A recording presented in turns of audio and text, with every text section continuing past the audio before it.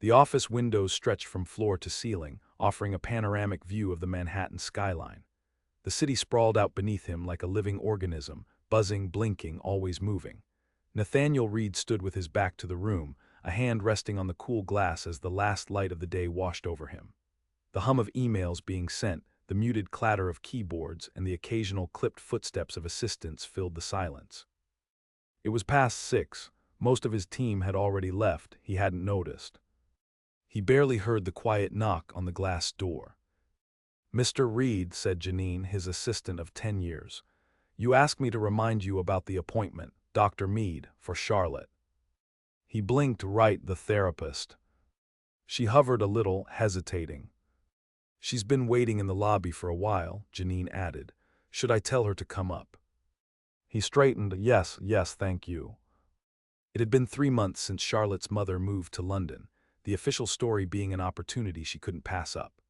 The unofficial story was that Meredith hadn't been able to handle the waiting anymore, waiting for Nathaniel to slow down, to show up, to remember the world didn't revolve around board meetings and product launches. Charlotte, at 10, had taken the divorce with a sort of haunted quietness that worried Nathaniel more than any tantrum could have. So he had done what any problem-solver CEO would do. He made appointments, found the best child psychologist in Manhattan, scheduled weekly sessions, color-coded on a shared calendar, outsourced the fixing. When the elevator doors opened, he half expected someone in a severe suit, maybe with thin-framed glasses and a clipboard. Instead, a woman stepped out in worn jeans, a forest green cardigan slipping off one shoulder and her curls slightly undone, like she'd come in from a windy walk. She looked around the office like she was trying to find the emergency exit. "Nathaniel Reed?" she asked, pushing a curl behind her ear. "I am," he said, stepping forward. "You're Dr. Mead." She shook her head. "No, I'm sorry, there's been a mix-up. I think I'm Willa Mead, no E at the end. I'm not a psychologist. I work with kids through narrative therapy, more creative work, usually with schools or nonprofits." Nathaniel narrowed his eyes slightly, a flicker of annoyance sparking. "So you're not the specialist we booked?" "No," she said plainly. "I was scheduled to meet with a student here, company outreach program. I think someone clicked the wrong name." He was already reaching for his phone, but then he heard Charlotte's voice. "Hi." She stood behind them, backpack slung over one shoulder, her eyes not quite meeting anyone's. Willa turned toward her with a small, surprised smile. "You must be Charlotte." Charlotte nodded, her hands fiddled with the zipper of her coat. Willa crouched just slightly, lowering herself to the girl's level. "I wasn't expecting to meet you today, but since we're both here, do you want to come sit with me for a bit? I promise I don't do anything weird. No tests, no clipboards." Charlotte shrugged, not a yes but not a no either. Nathaniel was about to intervene, to politely decline and reschedule with the right doctor, but then Willa added quietly, "We don't have to talk. We can just draw or fold paper. I have this ridiculous bag full of stuff." Something shifted in Charlotte's face, an almost imperceptible relaxing. She stepped forward. "I'll be in my office," Nathaniel said, still uncertain. Willa gave him a nod, already walking with Charlotte toward the break room, her bag jingling with what sounded like marbles or buttons. It was supposed to be one mistake, one accidental meeting. By the time their hour ended, Charlotte had drawn a forest full of birds. She hadn't said much, but she'd smiled when Willa folded an origami fox with lopsided ears and named it Benedict. Nathaniel watched from a distance, caught in a rare pause. The therapist he had scheduled, the one with a long list of degrees, called an hour later to confirm she'd been waiting at the wrong building. Apologies were exchanged. A new appointment was made. Still, when Janine asked the next day if he wanted her to cancel Willa's check-in for next week, he found himself shaking his head. "She's already connected with Charlotte," he said, more to himself than anyone. A week later, Willa came back. And the week after that. Their meeting stayed short, simple. Sometimes they painted. Sometimes Charlotte just rearranged stones from Willa's strange, colorful bag. They rarely spoke more than a few sentences, but the quiet around Charlotte grew less heavy. Nathaniel didn't realize how often he found himself watching. He told himself it was just professional curiosity. He had invited someone into his company's building to speak with his daughter after all. It made sense to observe, to monitor, to ensure quality. But there was something else. The way Willa sat with people, fully present, unhurried, without checking her watch or her phone. The way she gave silence the space to work without trying to fill it. She wasn't polished. She wasn't impressive in a conventional corporate way, but she was something. And Charlotte, his daughter who had once gone an entire day without speaking to him, was humming again. The strange thing was, Willa never asked for anything. She didn't press for extra sessions. She didn't bring up fees or schedules. She just showed up, always 5 minutes early, always with that bag, always with the same calm, slightly disheveled grace. It wasn't until the fourth session that she asked Nathaniel a question. "She mentioned you don't eat dinner together." He frowned. "I try, but my schedule doesn't always allow for it." "She didn't sound angry about it," Willa said, watching him carefully. "Just like it's a fact she stopped hoping to change." Nathaniel looked down at the floor-to-ceiling view again. The city pulsed with 1,000 points of light. He felt a twinge in his chest that didn't have a name yet. "She never complains," he said. Willa's voice was soft. Some kids learn early that complaining doesn't change anything, so they stop. That night he took Charlotte to a diner 2 blocks from their apartment. She ordered pancakes. He didn't check his phone once. When they got home, she left her backpack by the door and turned to him. "I like her," she said simply. He nodded. "Me too." On a wet Saturday morning, Nathaniel found himself sitting cross-legged on the living room floor beside Charlotte, who was busily cutting shapes out of construction paper. The television was off. His phone was upstairs, charging and conveniently forgotten. A rare pause had settled over the apartment, punctuated only by the sound of scissors snipping and Charlotte humming a song he didn't recognize. "Do you know how to make a paper crane?" she asked suddenly. He looked up from the mangled square he'd been attempting to fold. Not even a little. "Willa showed me," Charlotte said. She carefully folded a square into crisp triangles, her tongue caught slightly between her teeth in concentration. She said when things feel all jumbled, it helps to fold something neat. Nathaniel studied his daughter's fingers. They moved with deliberate grace, something he hadn't noticed before, or hadn't taken the time to. He watched her finish the crane and set it upright. "I want to make 100, she said, "like the legend." He nodded, though he didn't know what legend she meant. "Then let's start collecting paper." That afternoon, he emailed Willa. "Subject cranes. Charlotte taught me how to make one today, kind of. I think mine came out more like a flattened bat. Just wanted to say thank you. For whatever it is you're doing, it's working." He hesitated a moment before signing his name. Then he added simply, "Nathaniel." Her reply came that evening. Subject Ray Cranes. Flattened bats are underrated. They make great listeners. Glad to hear she's folding and humming and starting to open her windows again. Tell her I'll bring more paper.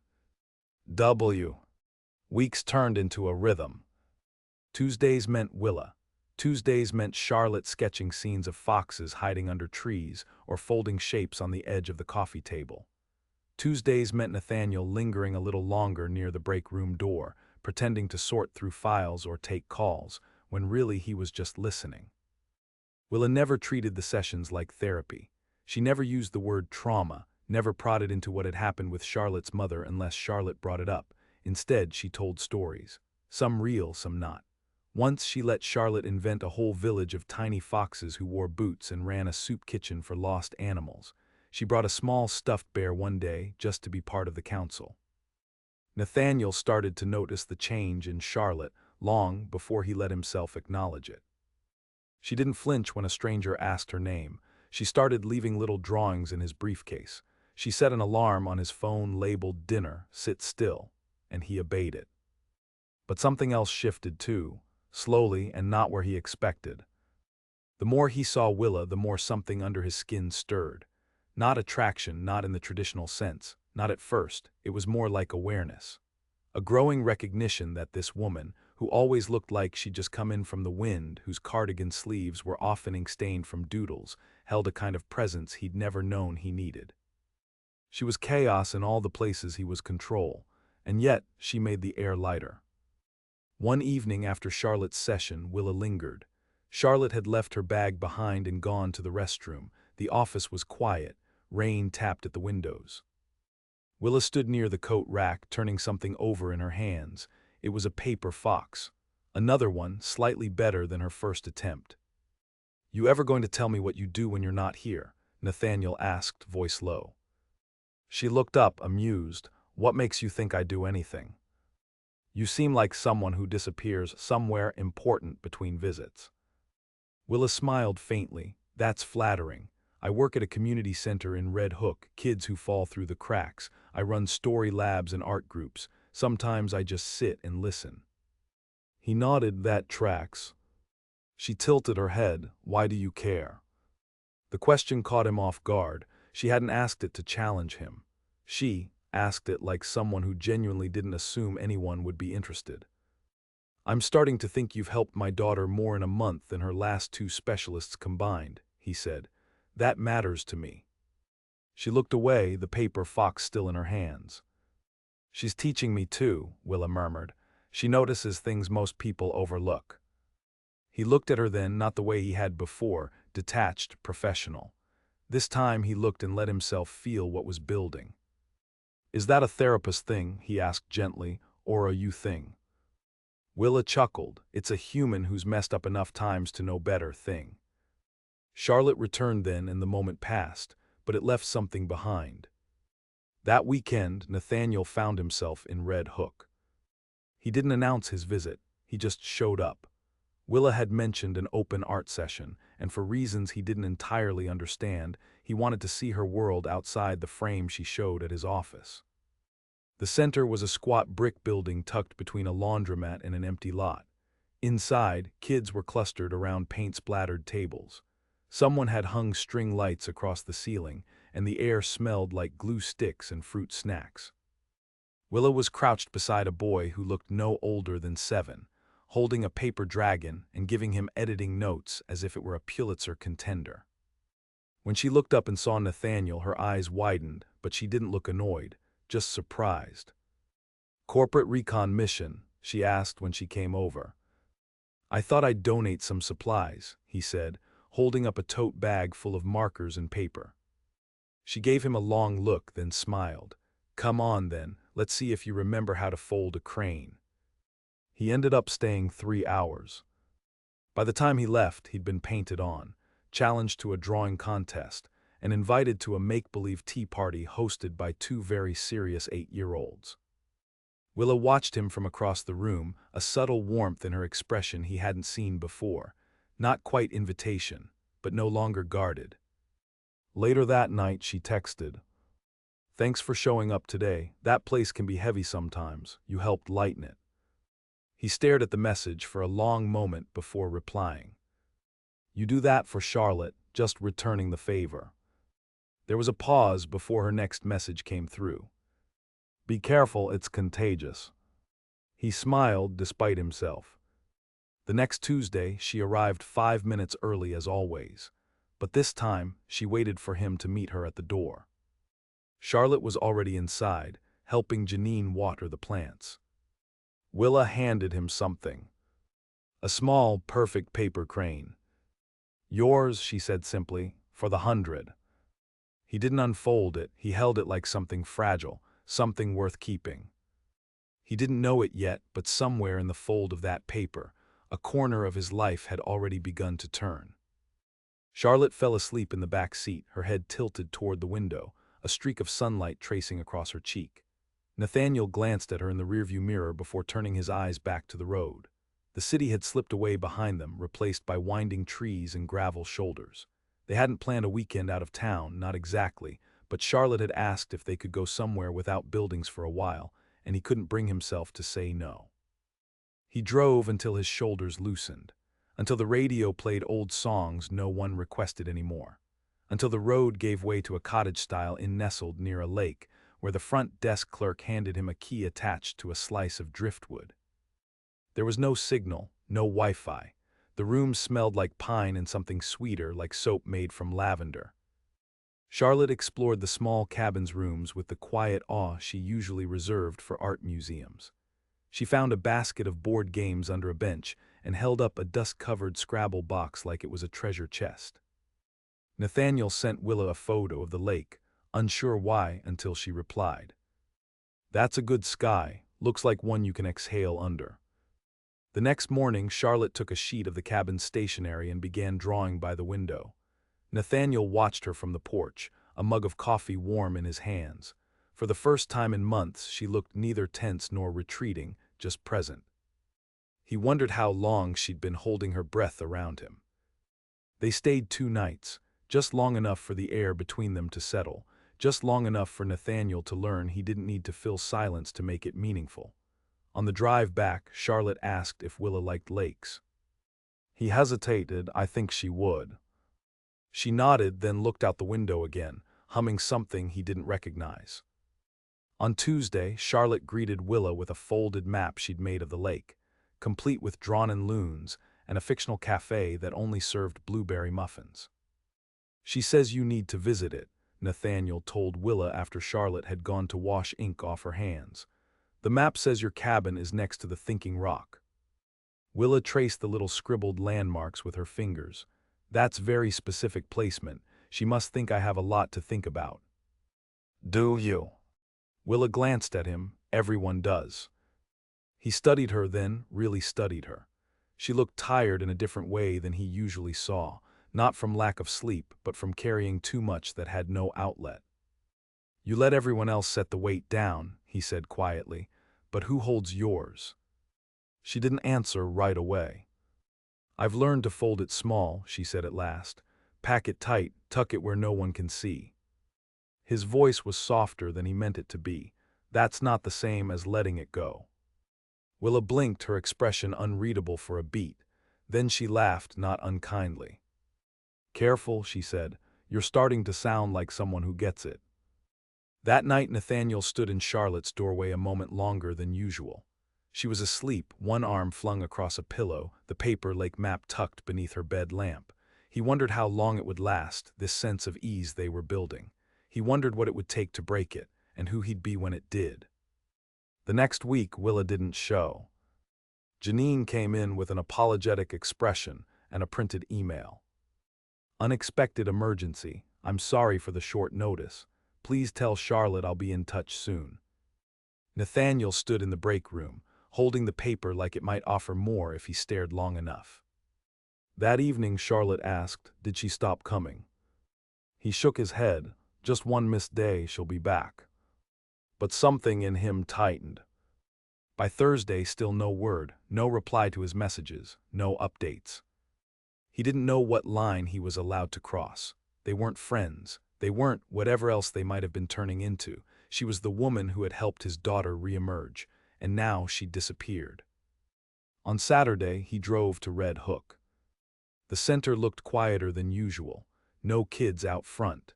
Inside, the lights were on, but the usual laughter and chaos were absent. A volunteer recognized him. "You looking for Willa?" He nodded. "She hasn't been in touch. I wanted to make sure she's okay." The woman hesitated, then lowered her voice. "Her father passed. She's in Maine settling things, didn't leave much detail, just that she needed time." Nathaniel nodded slowly, thanked her, then left. He didn't tell Charlotte, not yet. He didn't know how to explain something so personal that didn't belong to him.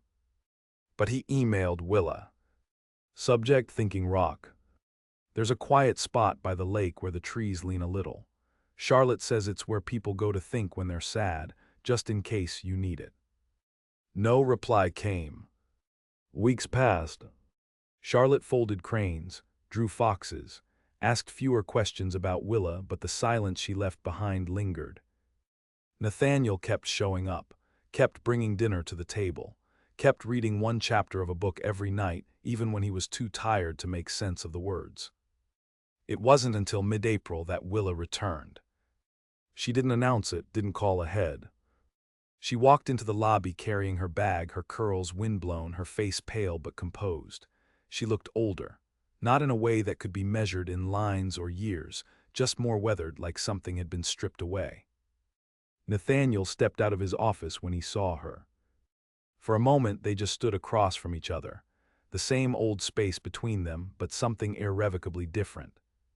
"Hey," she said softly. He nodded, "Hey." "Charlotte still folding?" she asked. He smiled, almost in disbelief. "She's halfway to 100. That's serious progress." "She missed you." Willa looked down, a breath catching. "I missed her too." He paused. "And you? Still folding," she said, voice quiet. Charlotte hugged her that day, full arms, no hesitation. Willa knelt, hugging her back, and when she stood again, her eyes were damp. Later, when Nathaniel walked her out, she stopped at the door. "I'm not great at disappearing," she said, "but grief, it doesn't ask for permission." He nodded. "If you ever need to disappear again," he said, "just leave a map next time." Willa smiled then, really smiled. "I'll mark the thinking rock." They stood there, neither of them quite ready to leave. Then, with a gentleness that surprised them both, Nathaniel asked, "You want to get a coffee sometime?" Willa tilted her head. "Just coffee. For now." She nodded once, then turned, the door closing softly behind her. He watched her walk into the afternoon, her silhouette dissolving into the crowd. And for the first time in a long while, he didn't feel the need to check his phone. It started with coffee, but it didn't stay there. Their first meeting was at a corner cafe 2 blocks from the community center, a place Willa liked because the chairs were mismatched and the pastries looked like they'd been made by someone's grandmother. Nathaniel arrived early, ordered tea without thinking, then changed it to black coffee when he realized what he'd done. He wore the same kind of shirt he wore to board meetings, but with the top 2 buttons open, as if that made it casual. Willa showed up 6 minutes late and carrying a tote bag covered in ink splotches. "Sorry," she said, brushing curls from her face. One of the kids had an existential meltdown over a broken green crayon. He smiled. "Green is a serious color. Forests, frogs, envy." She gave him a look. "Don't intellectualize the crayon incident. It was chaos." He laughed, and it felt strangely new. The conversation was easy, grounded. They didn't flirt, not really. They talked about Charlotte, about Willa's father, though only a little, about how grief can sneak up in the middle of the grocery store and steal your breath, about how hard it is to rebuild parts of yourself while keeping the rest functional. Nathaniel admitted he hadn't known how to parent until he was already failing at it. Willa said she didn't trust people who pretended not to fail. Afterward, he walked her to the train, even though he had 2 back-to-back meetings scheduled. She asked why he wasn't checking his phone. He said he was learning that missing a moment sometimes mattered more than missing an email. She looked at him like she was trying to memorize his face. Then the train came, and she was gone again just like that. Their second coffee came with a walk through a used bookstore. Willa bought Charlotte a book on origami animals. Nathaniel picked up a novel he hadn't read since college, something with yellowing pages and a cracked spine. "You look different," she said, flipping through the origami guide. "How so?" "Like you've been sleeping." He laughed under his breath. "A little, turns out silence helps." "Who knew?" she said, her voice light, but her eyes watching him closely. They didn't define what they were doing. Neither of them said the word dating, but something was forming between them, steady, patient, like moss finding its way up a stone. At work, Nathaniel was still the man people feared in the boardroom, but something softened around the edges. He started leaving early twice a week, unapologetically. He brought Charlotte to staff gatherings, introduced her not as a guest, but as a part of his life. Janine, who had known him longer than most of his employees, started bringing homemade cookies for Charlotte, though she always made sure there were extras for Nathaniel too. One evening, after Charlotte had gone to bed, he found himself sitting on the floor of the living room, staring at a folded crane that had been left near the bookshelf. He picked it up, tracing the folds, remembering the way her fingers had moved as she taught him. He texted Willa without thinking. "It's getting easier, being still, being here." She replied almost instantly. "That's what healing feels like, sneaky little thing." He didn't know when he started wanting to see her beyond Tuesdays and coffee shops. Maybe it was when she met them at the community center's fundraiser and danced with Charlotte in the courtyard under string lights. Maybe it was when Charlotte asked if Willa would be coming to her end-of-year school performance, and Willa said yes before Nathaniel could even promise to be there. Maybe it was when he saw Willa one evening sitting alone in the back of the center, tears in her eyes as she packed up leftover art supplies, and instead of walking away, he sat beside her and said nothing. And maybe it was the night she kissed him, quietly in the stairwell of his building, while Charlotte was upstairs brushing her teeth. There was no ceremony to it, no sweeping music. Just Willa looking up at him and saying, "You're not the man I thought you were." And Nathaniel replying, "I'm not sure I knew who I was either." Then the space between them dissolved. She didn't stay that night, didn't rush anything. But something had shifted. Afterward, their days continued much the same: Tuesday sessions, morning check-ins, spontaneous bookstore runs. But now there was the occasional brush of hands, the shared glances with too much meaning tucked inside them. Charlotte noticed. She didn't say anything directly, but she started drawing pictures of 3 foxes instead of 2. One of them always wore a green scarf. When the school performance came, Charlotte stood on stage in a too big paper crown and read a poem she'd written about building a home from paper and stories. Willa sat in the front row beside Nathaniel, her hand grazing his when the lights went down. When Charlotte finished, her eyes searched the crowd until they landed on the 2 of them, and then she smiled, fully, without that shadow behind it. Later that night, back at the apartment, Nathaniel poured 2 glasses of wine while Charlotte slept. Willa walked through the kitchen barefoot, cardigan sleeves rolled up, hair pulled into a lopsided knot. "This is nice," she said. He looked at her. "It is. Feels like it's made of moments, not effort." He nodded, setting the glasses down. "You ever think we weren't supposed to meet the way we did, that it was a mistake?" Willa laughed, leaning against the counter. "Oh, it was definitely a mistake." He raised an eyebrow. "But not the kind you regret," she added, more quietly. "The kind that teaches you the difference between what you thought you needed and what you actually did." Nathaniel stepped closer, brushing a strand of hair from her cheek. "I didn't know what I needed," he said. "Neither did I." She stayed that night, not just physically but fully, her weight against him, her hand in his, her breathing steady in the space between their silences. And in the morning, when Charlotte padded into the kitchen and found them already awake, already laughing about something inconsequential, she didn't freeze or withdraw. She simply sat at the table, reached for the cereal, and asked if they could go to the lake again soon. Nathaniel looked at Willa. She looked back. And then he said yes. Summer crept into the city with the slow bloom of evening light and the hum of open windows. Nathaniel left his suit jackets in the closet more often than not. Willa traded her heavy cardigans for soft linen shirts rolled to the elbows, and Charlotte wore mismatched socks and a constant smudge of watercolor on her wrists. They returned to the lake on the first weekend of June. This time they brought a folding crate of snacks, a stack of books, and a bag of blank paper squares. Charlotte had counted her cranes that morning, 87. She carried them in a shoebox, each one labeled with a tiny number and name. Not real names, she told them, just ones that felt right. The cottage was just as they remembered.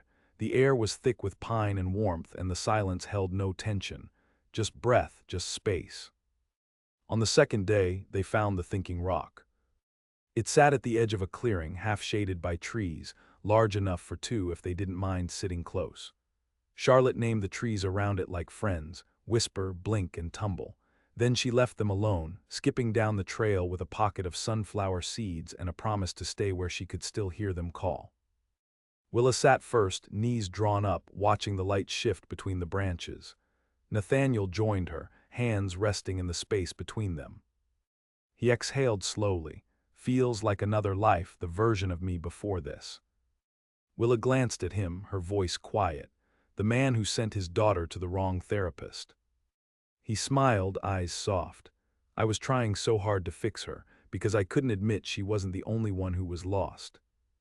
Willa nodded. "You were just the one holding the map upside down." He let out a breath that might have been a laugh or a sigh.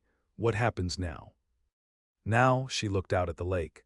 Now we keep folding, not because we need to be healed, but because we've learned how to make something beautiful from paper and patience. They sat there a while, the silence a third companion, a comfortable one. Then Willa pulled a folded square from her bag, number 88. She handed it to Nathaniel. You get this one. He unfolded it carefully. Inside, in Charlotte's careful block print, were 2 words. Still here. That night the 3 of them ate on the porch. Fireflies blinked in and out of the darkness. Charlotte declared she'd sleep on the screened-in daybed just to hear the frogs better. They let her. Later, as Nathaniel and Willa stood in the doorway, watching the soft rise and fall of Charlotte's breath under the light quilt, he reached for her hand. I used to think love was something you arrived at, a goal, an endpoint. Willa leaned her head against his shoulder, and now I think it's something that shows up quietly, that asks you to stay, not to chase. She didn't reply, but she didn't let go either. In the morning, they all walked down to the lake. Charlotte carried the shoebox and they helped her string the cranes between branches, little paper messengers swaying in the breeze, 88 of them, a canopy of slow, hard-earned peace. They didn't talk about what came next, not in so many words. But they packed the car together, laughed when Willa forgot her shoes by the dock, and stopped at a roadside fruit stand on the drive back just because they could. And somewhere between the forest and the city, between past and whatever came after, Nathaniel finally realized. Some stories begin in error. Some begin with leaving. But the ones worth keeping, they begin again each day with staying.